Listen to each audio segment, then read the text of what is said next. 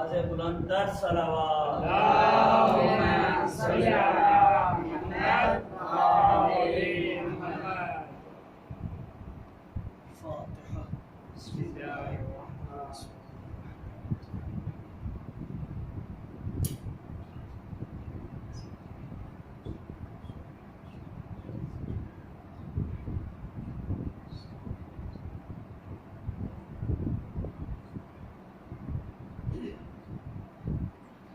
ما شاء الله لا حول ولا قوة إلا بالله العلي العظيم.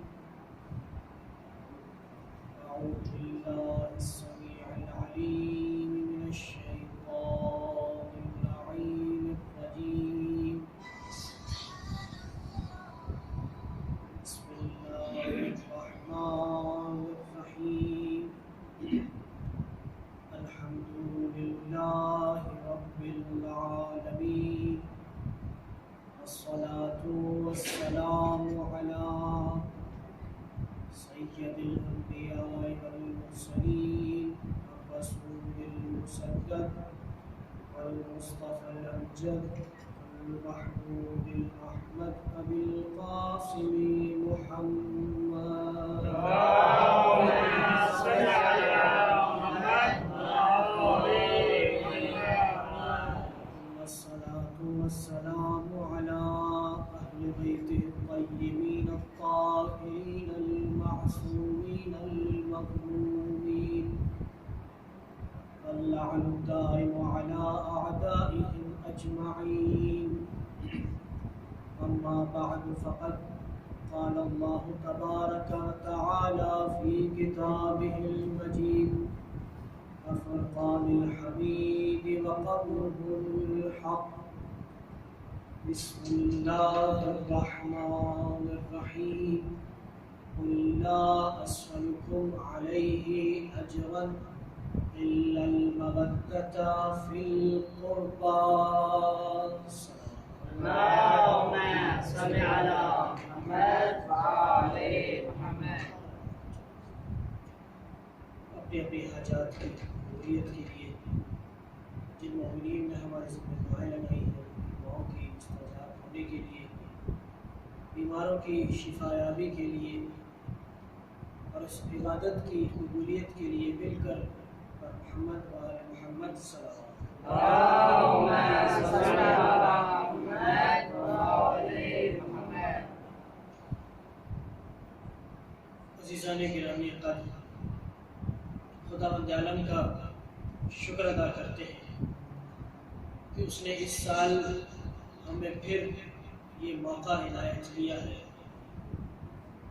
کہ ہم فرش عزائے حسین بچھا کر سیدہ کونین کو ان کے مظلوم لال کا بوسہ پیش کریں.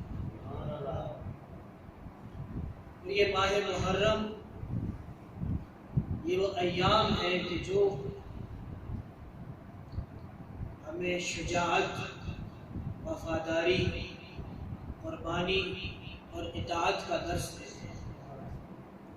اس لیے کہ یہ ایام ان حضرات سے اور ان ہستیوں سے منسوب ہے کہ جنہوں نے میدان کربلا میں اپنی جان نثاری پیش کر کے، اپنی وفاداری پیش کر کے اور اپنے زمانے کے امام کی اطاعت کر کے رہتی دنیا تک یہ مثال قائم کی ہے کہ کس طریقے سے اپنے زمانے کے امام کی اطاعت کی جاتی ہے، کس طریقے سے اپنے زمانے کے امام سے وفاداری کی جا سکتی ہے. تو یہ درس ہمیں کربلا والوں کے ساتھ یہ ایام ایسے ایام ہیں کہ جو انسان ان ایام میں زندگی گزارتا ہے، ان ایام کو مناتا ہے، تو یہ ایام اس بات کا سبب بنتے ہیں کہ اس کی معرفت میں اضافہ ہوتا ہے. اس لیے کہ ہمارا یہ مکتب، ہماری یہ مجالس صرف ذکر حسین نہیں ہے، بلکہ یہ ہمارا ایک ایسا مرکز ہے کہ جہاں ہم دین اسلام کی تعلیمات کو حاصل کرتے ہیں.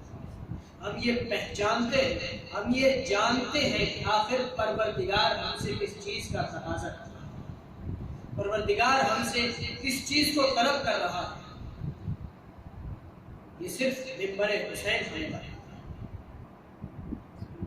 اگر آپ اپنے ارد گرد ملاحظہ کریں، اس کائنات میں غور و فکر کریں، سورج کی طرف دیکھیں، چاند کو ملاحظہ کریں، آسمان کی جانب دیکھیں، تو آپ کو ہر چیز کا کوئی نہ کوئی مقصد نظر آتا ہے۔ اگر سورج کو ملاحظہ کریں تو سورج پروردگار کی وہ عظیم نعمت ہے کہ جو ہمیں روشنی بھی عنایت کرتی ہے اور حرارت بھی عنایت کرتا ہے، اور یہ حرارت ایسی حرارت ہے، ایسی نعمت ہے کہ جس کی وجہ سے پروردگار زمین سے فصلوں کو اگاتا ہے۔ اگر چاند کا ملاحظہ کریں، چاند کی طرف دیکھیں تو یہ رات کی تاریکیوں کو روشنی میں بدل دیتا ہے۔ تو سورج کا اپنا کام ہے، چاند کا اپنا کام ہے، اسی طریقے سے دن اور رات پروردگار نے رات سکون کے لیے قرار دی ہے اور دن کام کاج کے لیے قرار دیا ہے۔ تو دن کا اپنا محور، دن کا اپنا مقصد ہے اور رات کا اپنا ہے۔ تو یہی کیفیت خود انسان کی ہے کہ انسان اپنے بارے میں غور و فکر کرے، یہ سوچے کہ پروردگار نے اس کو اس دنیا میں کیوں بھیجا۔ خود قرآن مجید میں پروردگار یہ ارشاد فرماتا ہوا نظر آتا ہے کہ وما خلقت الجن والانس الا ليعبدون، کہ ہم نے انسانوں کو اور جنوں کو اس لیے خلق کیا ہے کہ تاکہ یہ ہماری عبادت کریں۔ اور معصوم فرماتے ہیں کہ اس آیت میں عبادت سے مراد یہ ہے کہ پروردگار نے انسانوں کو اور جنوں کو اس لیے خلق کیا ہے کہ تاکہ وہ پروردگار کی معرفت حاصل کریں، اور جب وہ پروردگار کی معرفت حاصل کر لیں گے تو پھر اس کی بندگی بھی۔ تو انسان کی خلقت کا مقصد پروردگار کی معرفت ہے، لیکن پروردگار کی معرفت تک پہنچنے کے لیے ہمیں کچھ مراحل طے کرنے ہیں۔ امام حسین علیہ السلام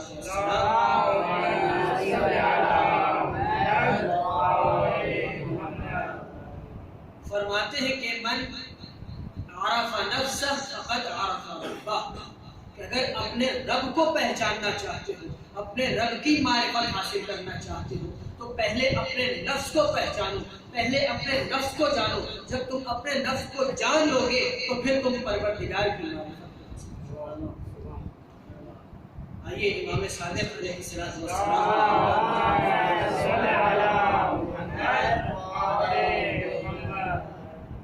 دیکھیے، پروردگار نے جو انسان کو خلق فرمایا، جیسا کہ عرض کیا کہ اس کائنات میں ہر چیز کی خلقت کا کوئی نہ کوئی مقصد، کوئی نہ کوئی محور ہے۔ ہر چیز کو پروردگار نے کسی نہ کسی حکمت کے تحت خلق فرمایا۔ یہاں تک کہ اگر ہم اپنے وجود کو ملاحظہ کریں، اپنے جسم کی جانب دیکھیں تو ہمارے جسم پر جو پروردگار نے بال خلق فرمائے ہیں یہ بھی کسی نہ کسی حکمت کے تحت ہے۔ امام اپنے صحابی مفضل ابن عمر سے فرماتے ہیں، مفضل، کچھ لوگ یہ سمجھتے ہیں کہ پروردگار نے ان بالوں کو بے مقصد خلق فرمایا۔ اے مفضل، جاننا چاہتے ہو پروردگار نے ان بالوں کو کیوں خلق فرمایا؟ امام فرماتے ہیں یہ لوگ یہ سمجھتے ہیں کہ پروردگار نے ان بالوں کو جو ہمارے جسم پر خلق فرمایا ہے ان کی وجہ سے انسان کو مشکل پیش آتی ہے، لیکن اے مفضل، حقیقت یہ ہے کہ پروردگار نے جو انسان کو یہ بال عنایت کیے ہیں، اس کے جسم پر جو بال رکھے ہیں، تو اس کا مقصد یہ ہے کہ انسان کہیں مریض نہ ہو جائے بلکہ وہ صحت مند رہے۔ اس لیے کہ جب انسان کے جسم سے مختلف قسم کی رطوبتیں خارج ہوتی ہیں، اس کے جسم سے پسینہ خارج ہوتا ہے، تو یہ بال ہی ہوتے ہیں کہ جو اس پسینے کو، ان رطوبتوں کو اپنے اندر جذب کر لیتے ہیں، جس کی وجہ سے انسان بیمار ہونے سے محفوظ ہے۔ تو پروردگار نے ہمارے اندر ان بالوں کو بھی ایک مقصد اور ایک ہدف کے تحت خلق کیا۔ ایک منزل آگے بڑھتے ہیں، خود ہمارا وجود کیا صرف اسی دنیا تک کے لیے؟ کیا پروردگار نے ہمیں بس پیدا کیا اس لیے کہ چند دن زندگی کے گزارو، کھاؤ پیو مر جاؤ اور کہانی ختم؟ جبکہ یہ دنیاوی زندگی، یہ زندگی ایسی ہے کہ جس میں روزانہ انسان کو مختلف قسم کی مشکلات اور مسائل سہنے پڑتے ہیں۔ کبھی انسان بیمار ہو جاتا ہے، کبھی اس کا مال ختم ہو جاتا ہے، کبھی اس کے عزیز و اقربا اسے چھوڑ کر دنیا سے چلے جاتے ہیں۔ مختلف قسم کے غم وہ مختلف اوقات میں سہتا رہتا ہے۔ کبھی مال چلا گیا، کبھی اولاد چلی گئی، کبھی والدین چلے گئے۔ کیا یہی مقصد ہے اس دنیا میں بھیجنے کا؟ ایک مثال کے ذریعے سے اپنی بات کو اور واضح کرنا چاہتا ہوں۔ ایک دفعہ درود پڑھ لیں محمد علیہ۔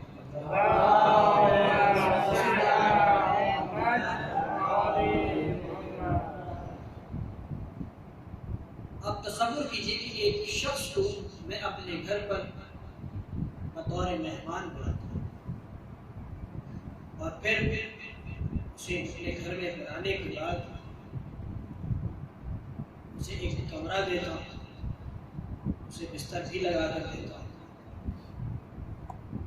اور جب کھانے کا وقت ہوتا ہے تو میں پھر اس کے لیے دسترخوان سجا دیتا ہوں۔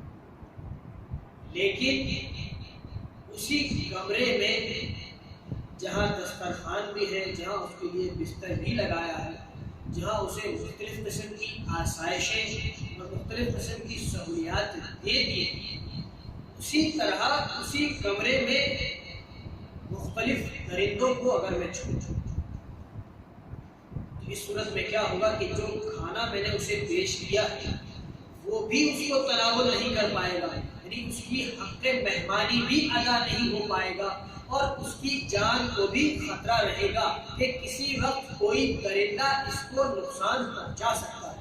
تو اس مثال کے ذریعے سے جو پیغام دینا چاہ رہا ہوں وہ یہ کہ پروردگار نے جب ہمیں اس دنیا میں بھیجا ہے تو یقیناً وہ ہمیں مشکلات اور مسائل میں ڈالتا ہے، لیکن مقصد یہ ہے کہ انسان ان مشکلات کے ذریعے سے، ان مصیبتوں کے ذریعے سے اپنی آنے والی زندگی کی تیاری کرے۔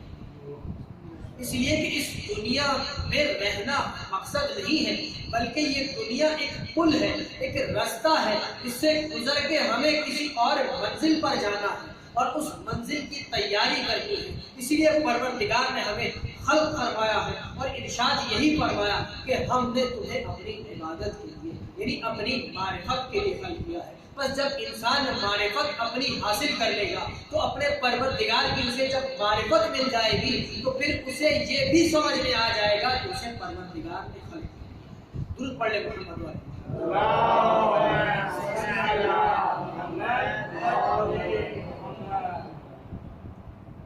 تو پروردگار ہمیں ایک مقصد کے تحت یہاں بھیجا ہے تاکہ ہم آنے والے دن کی تیاری کر سکیں، اور جن چیزوں سے انسان نے تیاری کرنی ہے ان میں سب سے اہم چیز یقیناً نماز ہے، روزہ ہے۔ اگر کسی کی استطاعت ہو تو اس پر حج واجب ہے، اگر نصاب مکمل ہو جائے تو اسے زکوٰۃ ادا کرنی ہے، اسے رشتہ داروں کے حقوق پورے کرنے ہیں، عزیز و اقربا کا خیال رکھنا ہے، صلہ رحمی کرنی ہے، مختلف قسم کے اعمال انجام دینے ہیں، تب کہیں جا کر اس کا اگلا سفر تیار ہے۔ لیکن جو چیزیں انسان نے مہیا کرنی ہیں، جن چیزوں کو انسان نے تیار کرنا ہے، کچھ چیزیں ایسی ہیں کہ اگر وہ نہ ہو تو پھر آنے والے دن کی تیاری نہیں ہو سکتی، آنے والے سفر کی تیاری مکمل نہیں ہوگی۔ انسان نماز بھی پڑھ لے، انسان روزہ بھی رکھ لے، انسان زکوٰۃ بھی ادا کر لے، حج بھی کر لے، بہت سارے اعمال کو انجام دے لے، لیکن کچھ اعمال ایسے ہوتے ہیں کہ جب تک وہ نہ ہو تو یہ پروردگار کی بارگاہ میں قبول نہیں ہوگا۔ آخر وہ کون سی چیز ہے کہ جب تک وہ نہ ہو اس وقت تک یہ تمام عبادتیں پروردگار اپنی بارگاہ میں قبول تصور نہیں فرماتا۔ امام محمد باقر علیہ السلام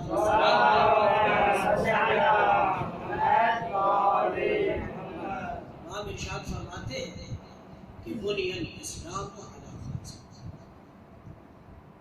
اسلام کی بنیاد 5 چیزوں پر ہے: الصلاۃ والزکاۃ والصوم والحج والرعایہ، کہ پروردگار نے جب دین اسلام کو ہم تک پہنچایا، ہم تک روانہ کیا، تو جو دین اسلام کی بنیاد قرار دی، جو دین اسلام کی اساس قرار دی، وہ نماز تھی، وہ روزہ تھا، وہ حج تھا، وہ زکوٰۃ تھی، اور اس کے ساتھ ساتھ ولایت امیر المؤمنین بھی پروردگار نے دین کی اساس قرار دی۔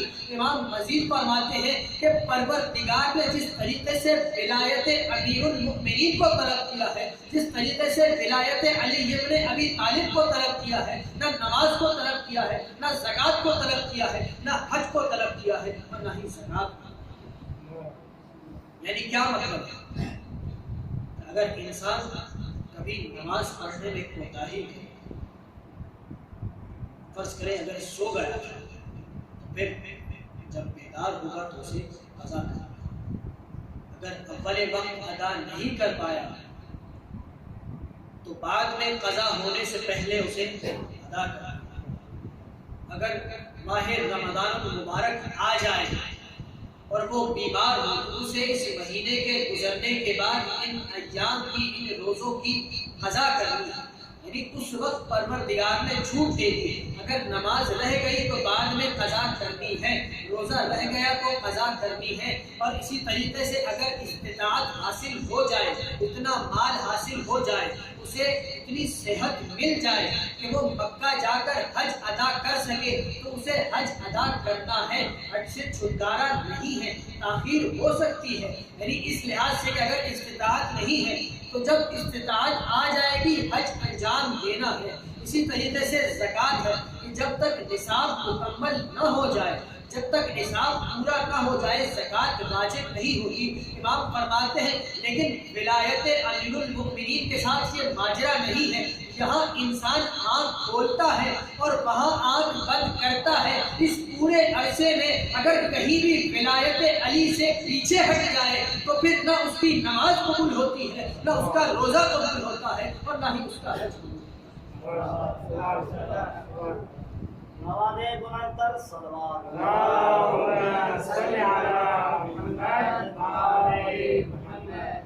تو یہ تمام چیزیں ولایت علی ابن ابی طالب کے سائے میں قبول ہوتی۔ اگر ولایت پروردگار نے قبول کر لی، اگر دل علی کی ولایت سے سرشار ہو گیا تو پھر انسان کامیاب اور کامیاب ہو جائے۔ کیوں کامیاب اور کامیاب؟ امام علی نقی علیہ السلام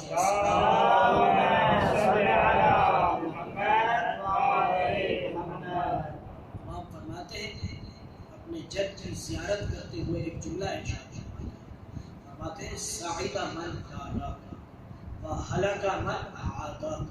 اے اہل بیت رسول، اے اہل بیت پیغمبر، آپ تو وہ ہے کہ جو آپ کی ولایت سے متمسک ہو جائے، جو آپ کی ولایت سے جڑ جاتا ہے، پروردگار اسے کامیابی اور کامرانی عنایت کر دیتا ہے۔ لیکن جو آپ کو چھوڑ کر کسی اور راستے پر چلا جاتا ہے، پروردگار اسے گمراہ بھی کر دیتا ہے اور ناکام و نامراد بھی۔ درود پڑھیں محمد والے۔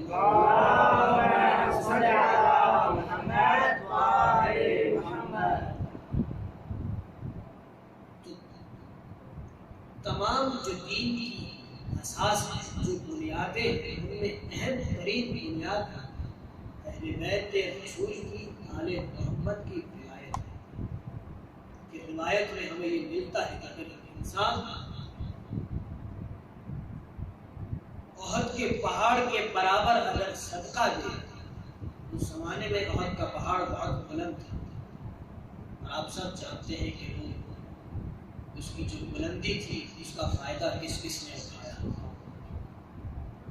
تو معصوم فرما رہے ہیں کہ اگر احد کے پہاڑ کے برابر بھی اگر کوئی صدقہ دے دے لیکن دل ولائے علی سے خالی ہو تو وہ سارا صدقہ بیکار ہے، اس کا کوئی فائدہ نہیں ہے، اس لیے کہ جب تک ولائے علی نہ ہو تو تمام اعمال قبول نہیں ہو سکتے۔ کہ شرط تمام اعمال کی قبولیت کی شرط یہی ہے کہ جب تک ولائے امیر المؤمنین دل میں نہ ہو، پروردگار اپنی نظر رحمت ہی نہیں کرتا۔ جب وہ اپنی نظر رحمت ہی نہیں کرے گا تو اس کا فضل کیسے نازل ہوگا، اس کی رحمت کیسے رہے گی؟ درود پڑھ لیں تکبر کریں۔ اللهم صل على محمد وآل محمد۔ تو اہل بیت علیہ السلام کی ایک ولایت جو پروردگار کی ایک نعمت ہے، اور قیامت کے دن پروردگار ہم سے سوال کرے گا کہ ہم نے تمہیں ولایت امیر المؤمنین عنایت کی تھی، تمہارا دل محبت حسین ابن علی سے بھر دیا تھا، تمہارے دل میں سیدہ کونین کی محبت ڈالی تھی، آیا اس محبت کا حق، اس ولایت کا حق ہم نے ادا کیا ہے؟ اس لیے کہ یہ ولایت اور یہ محبت ہم سے اس بات کا تقاضا کرتی ہے، ہم سے اس بات کو طلب کرتی ہے کہ ہم جن کی ولایت دل میں رکھتے ہیں، ہم جن کی محبت دل میں رکھتے ہیں، مزہ تو یہ ہے کہ سامنے والا بھی کہے کہ یہ میرا محب ہے، ہم بھی اس سے محبت کرتے ہیں۔ اور یہ مرحلہ اس وقت حاصل ہوگا کہ جب انسان جس سے محبت کرتا ہے اس کو راضی رکھنے کی کوشش کرے، اگر اسے راضی کرے گا، اگر اسے خوش کرے گا تو سامنے والا کہے گا ہاں یہ مجھ سے محبت کرتا ہے، میں بھی اس سے محبت کرتا ہوں۔ تو یہی ولایت کا تقاضا ہے، یہی ولایت کا مقصد ہے کہ پروردگار یہ چاہتا ہے کہ جن اہل بیت کے صدقے ہمیں زندگی عنایت کی گئی ہے، ہم ان اہل بیت علیہ السلام کی سیرت پر اپنی زندگی گزاریں، جیسا وہ چاہتے ہیں اسی انداز سے اپنی زندگی کو جس چیز سے اہل بیت ہمیں روکتے ہم اس چیز سے رک جاتے ہیں، جس چیز سے اہل بیت حکم دے کہ اس عمل کو انجام دینا ہے تو پھر وہاں پر کسی قسم کی کوئی گنجائش باقی نہیں رہتی کہ ہم کہیں کہ نہیں ہے فرزند رسول اس کام کو آپ کسی اور سے کروا لیجیے، نہیں، فرزند رسول ہم سے چاہتے ہیں کہ ہم اس عمل کو انجام دیں، لہٰذا اطاعت اور محبت کا تقاضا یہ ہے، ولایت امیر المؤمنین کا تقاضا یہی ہے کہ ہم ہی اس عمل کو انجام دیں، اس لیے کہ اگر کوئی اور عمل انجام دے گا تو اس کا مطلب یہ ہوگا کہ ہمارا دل تو ولایت سے خالی ہے، لیکن جو عمل انجام دے رہا ہے اس کا دل ولایت سے محمد وآل محمد بلندر صلوات۔ اللهم صل على محمد وآل محمد۔ امام حسین علیہ السلام آپ سب جانتے ہیں اس لیے مدینہ سے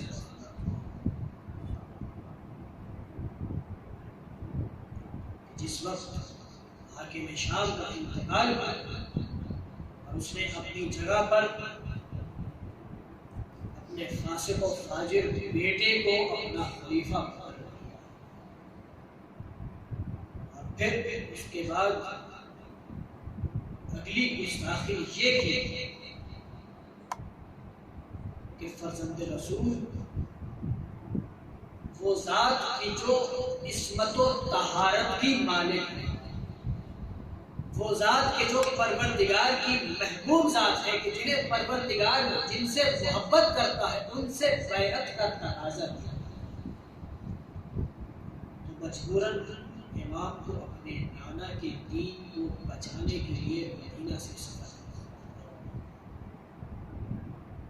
اور مدینہ سے نکلنے کے بعد امام علیہ السلام مکہ تشریف لے آتے ہیں، اور تاریخ یہ بتاتی ہے کہ مکہ پہنچنے کے بعد جب اہل کوفہ کو یہ اطلاع ملی کہ اب فرزند رسول فرزند زہرا مکہ تشریف لا چکے ہیں اور اپنا اعلان جنگ کر چکے ہیں، اب انہوں نے امام علیہ السلام کو حدود رسول ہمارا کوئی امام نہیں، ہم یہ چاہتے ہیں کہ آپ تشریف لائیں تاکہ ہم آپ کی امامت کے سائے میں زندہ ہو جائیں۔ امام نے انتظار کیا، تاریخ میں یہ لکھا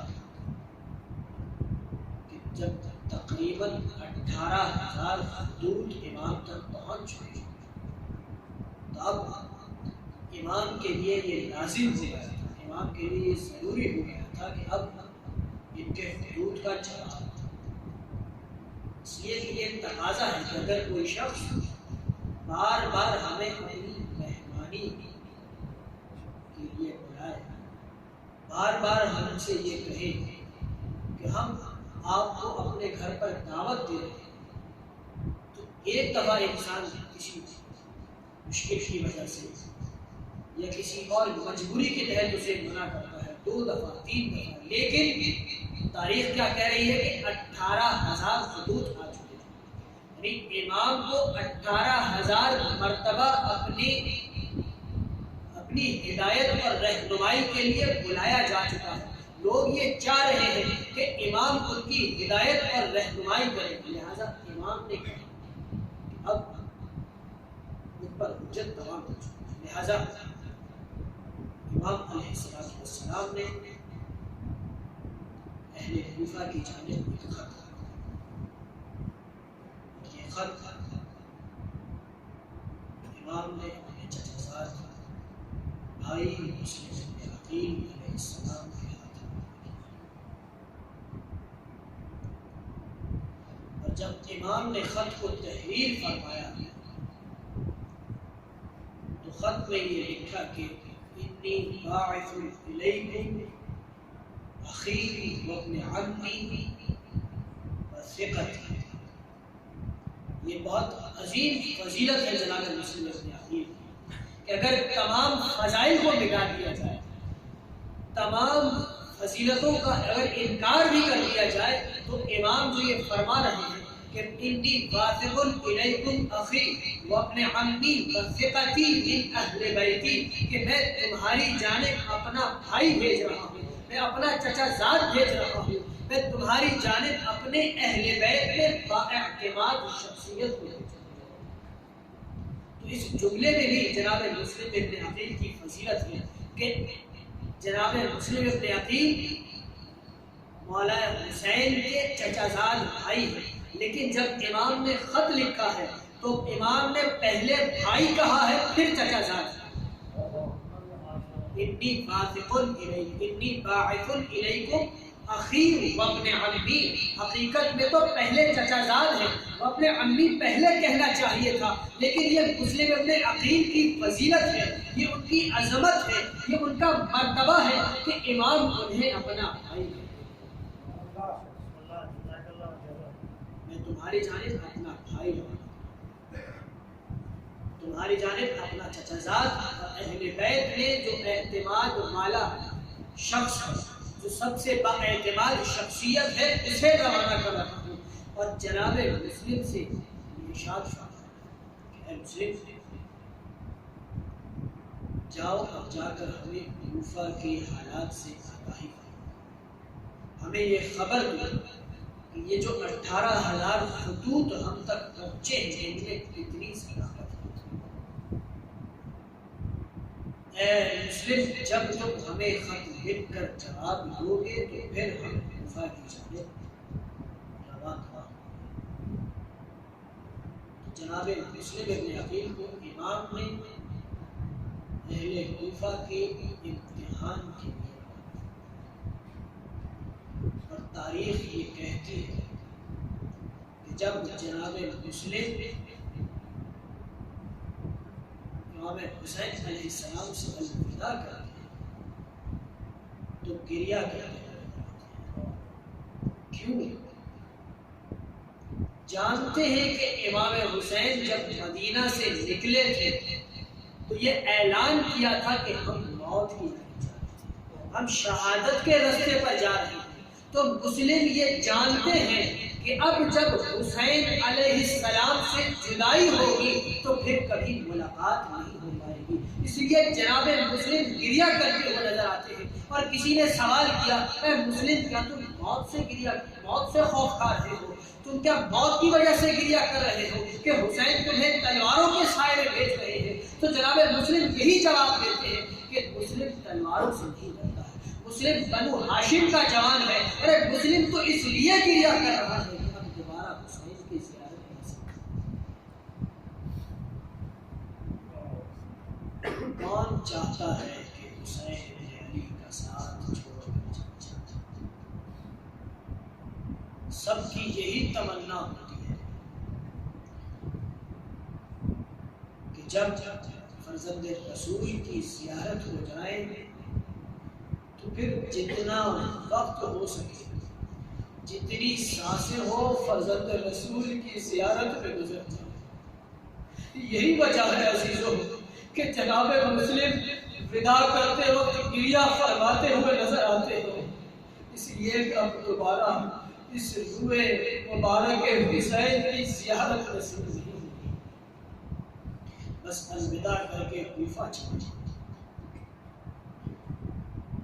اور امام نے فرمایا تھا کہ اے مسلم جب کوفہ پہنچ جانا تو پھر اہل کوفہ میں سے ایک ایسے شخص کے گھر پر قیام کرنا کہ جو اہل کوفہ میں سب سے زیادہ بااعتماد ہو، جو ہمارا محب ہے، وہ تمہاری نصرت اور مدد کرے۔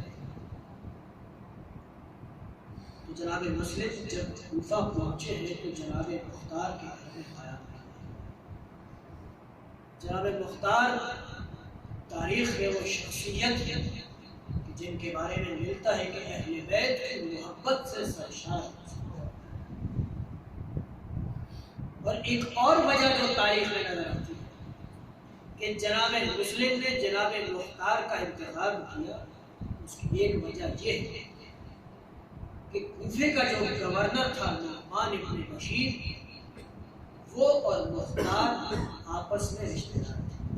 تو جناب مسلم نے یہ سوچا کہ یہ حسین علیہ السلام کا محب بھی ہے، میرے مولا کا چاہنے والا بھی ہے، اور ادھر سے والی اور کوفہ کے گورنر کے قریب بھی ہے، لہٰذا ہمیں یہاں پر نسبتاً اطمینان اور سکون حاصل ہے۔ لیکن ایک وقت وہ بھی آیا کہ جناب مسلم کو جناب مختار کا گھر چھوڑ جاتا۔ بہت آہستہ آہستہ منزل مسائل کی جانب بڑھا، اور تاریخ یہ کہتی ہے کہ جناب مسلم جناب مختار کے گرفتار ہونے کے بعد ہانی ابن عروہ کے گھر پر تشریف لے آئے۔ ہانی ابن عروہ جو صحابی رسول ہیں کہ جن کی عمر اس وقت 90 برس پر ہے، جناب مسلم کو ہانی ابن عروہ کی شکل میں ایک ایسی ڈھال محسوس ہوئی کہ جو جناب مختار کے بعد اہل کوفہ میں سب سے زیادہ بااعتماد شخص ہے۔ اسی دوران یزید کا جاسوس کہ جو کوفہ میں موجود تھا، اس نے یزید کو خط لکھا کہ اب کوفہ تمہارے ہاتھ سے نکلتا جا رہا ہے، اس لیے کہ جناب مسلم جس وقت کوفہ میں تشریف لائے تو جناب مختار کے گھر میں پہلے اور بعد میں جناب ہانی ابن عروہ کے گھر میں تقریباً 30,000 افراد کا ملتا ہے کہ انہوں نے جناب مسلم کے ہاتھ پر بیعت کی۔ کس کی بیعت ہوئی ہے؟ حسین فرزند رسول کی بیعت کرنی ہے۔ بس یہ حالات کا جب یزید کو اس ملعون کو بتایا گیا تو پھر اس نے ایک فیصلہ لیا کہ ابن زیاد ملعون کو کہ جو بصرے کا گورنر تھا اسے کوفہ تھا، اس لیے کہ نعمان ابن بشیر ایک کمزور اور ڈرپوک انسان تھا۔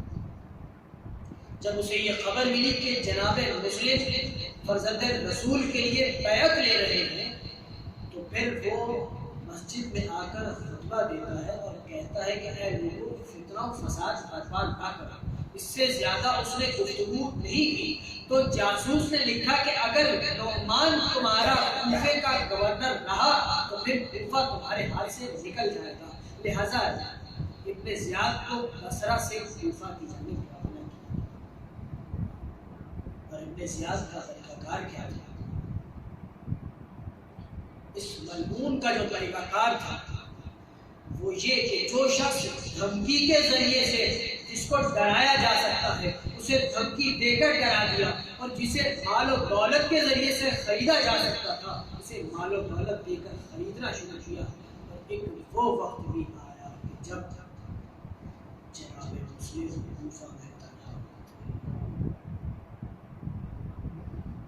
ایک وہ وقت بھی آیا کہ جب 8 ذی الحج کا دن گزرا، نماز مغرب کا وقت وہ وقت تھا کہ جب مسجد کوفہ نمازیوں سے بھری ہوئی تھی۔ جناب مسلم کی امامت میں نمازیوں کی کثیر تعداد موجود تھی، لیکن جیسے ہی نماز مغرب ختم ہوئی افراد کی تعداد صرف 30 رہ گئی۔ اب جب نماز عشاء تمام ہوئی تو تاریخ یہ کہتی ہے کہ صرف 10 افراد تھے کہ جو جناب مسلم کے ساتھ تھے۔ اب جناب مسلم نے یہ طے کیا کہ اب مسجد سے باہر نکلا جائے، تو جناب مسلم اپنے افراد کو، اپنے ساتھیوں کو لے کر جب مسجد سے باہر آئے تو جب ایک گلی کے بعد دوسری گلی میں منتقل ہوئے، جب گلیوں میں گلیاں تبدیل کی تو ایک وقت وہ آیا کہ جناب مسلم غریب اور تنہا ہو گئے۔ ہر ایک کوفہ کی گلیوں میں اکیلے مسلم گھومتے ہوئے نظر آتے ہیں کہ ایک وقت وہ آیا کہ ایک گلی میں جا کر بیٹھ گئے۔ جب پیاس لگی تھی جناب مسلم کو، ایک مومنہ خاتون گھر سے باہر آئی اور باہر آ کر کیا دیکھا کہ گھر کے دروازے کے پاس ایک جوان بیٹھا ہے۔ ایک دفعہ جوان سے مخاطب ہو کر جناب مسلم سے مخاطب ہو کر فرمایا، اے جوان تم اپنے گھر کیوں نہیں چلے جاتے؟ جناب مسلم فرماتے ہیں، اے خدا کی کنیز، اے کنیز خدا، جس کا کوئی گھر نہ ہو وہ اپنے گھر کیسے جائے؟ ایک دفعہ کہتی ہے، آپ کون ہیں؟ آپ کیا مسافر ہیں؟ کہاں سے تشریف لائے ہیں؟ تو جناب مسلم کہتے ہیں، اے کنیز خدا، میں مسافر ہوں اور مدینے کا رہنے والا ہوں۔ اور یہ مومنہ تھی، دل میں محبت رسول رکھتی تھی، آل محمد کی محبت رکھتی تھی۔ جب مدینے کا نام سنا ایک دفعہ کہنے لگی، اے جوان مدینہ میں کون سے محلے میں رہتے ہو؟ جناب مسلم نے کہا، میں بنو ہاشم کے محلے میں رہتا ہوں، میں حسین کا سفیر اور مسلم ابن عقیل ہوں کہ جو ہم کو ہمیں تنہا اجرکم علی اللہ۔ بس یہ سننا تھا۔ ایک دفعہ جناب مسلم کو اپنے گھر لے گئی اور جناب مسلم کو مصلی پیش کیا، جناب مسلم کو کھانا پیش کیا، لیکن جناب مسلم نے کہا، اے خاتون مجھے صرف پانی دے دے، میں وضو کر کے پروردگار کی عبادت میں مشغول رہنا چاہتا ہوں۔ تاریخ یہ کہتی ہے کہ یہ خاتون بار بار گھر سے باہر جا رہی تھی، کیوں؟ اس لیے کہ ابھی تک اس کا بیٹا گھر نہیں آیا تھا۔ اپنے بیٹے کے انتظار میں گھر سے باہر جا رہی تھی۔ اسی دوران جناب مسلم کی غربت پر نظر پڑتی ہے اور جناب مسلم کو گھر لے آتی ہے۔ رات بھر جناب مسلم پروردگار سے مناجات میں مشغول رہے۔ اسی دوران اس کا بیٹا بلال گھر میں آتا ہے، کیا دیکھتا ہے؟ ایک حجرے میں روشنی، بار بار ماں اس حجرے میں جا رہی ہے، بار بار اس کمرے میں جا رہی ہے۔ ایک دفعہ سوال کرتا ہے، اے ماں آخر ماجرا کیا ہے؟ آخر گھر میں کون سا مہمان ہے کہ جو کمرے میں روشنی بھی ہے اور تم بار بار جا کر دیکھ رہی ہو؟ آخر آخر ماجرا کیا ہے؟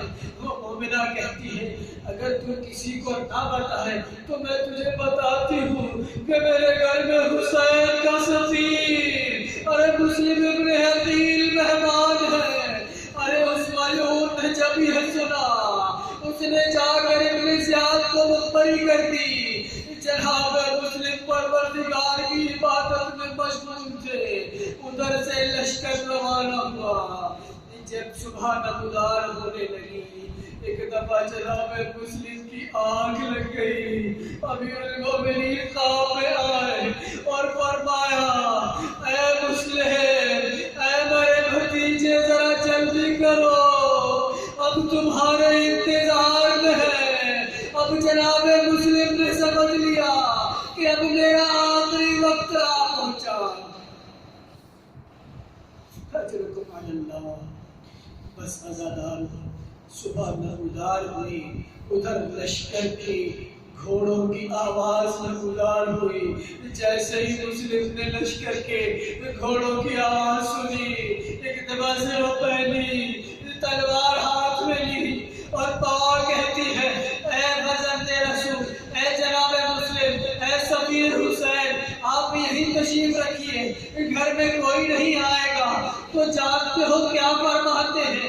فرماتے ہیں کہ آل رسول ارے بنو ہاشم کی غیرت یہ گوارا نہیں کرتی کہ کوئی ان پر حملہ کرے، اور اے طاعہ کہ اگر مجھ پر حملہ ہو مسلم کی غیرت گوارا نہیں کرتی کہ تمہاری چار دیواری کا تقدس پامال ہو۔ میں مسلم سے کہوں اے مسلم، اے کاش عصر عاشورہ کربلا میں آتے، ذرا دیکھتے کس طریقے سے زینب کی ارے رسول کی بیٹی کی چادر چھینی جا رہی تھی، ارے کیسے خیمے چل رہے تھے۔ بس عزادارو جناب مسلم کو گرفتار کر کے لے گئے اور حکم دیا کہ جناب مسلم کو دارالامارہ سے گرا دیا جائے، سر قلم کر دیا جائے۔ بس ایک منزل پیش کر کے آپ کی زحمت تمام کر رہا ہوں۔ جناب مسلم کو دارالامارہ کی چھت پر لے کر گئے۔ جناب مسلم نے ایک دفعہ مکے کی طرف رخ کیا اور کہا السلام علیکم یا ابا عبداللہ۔ ادھر مظلوم کربلا نے جو سلام سنا ایک دفعہ اپنی جگہ سے کھڑے ہوئے، علیک السلام یا مسلم۔ ابو الفضل عباس نے سنا، وہ سوال کیا اے مولا کیا کوئی آنے والا آیا ہے، کیا کوئی ساتھی آیا ہے؟ فرمایا نہیں عباس، یہ ہمارے مسلم کی خبر ہے کہ جسے کوفہ میں شہید کر دیا۔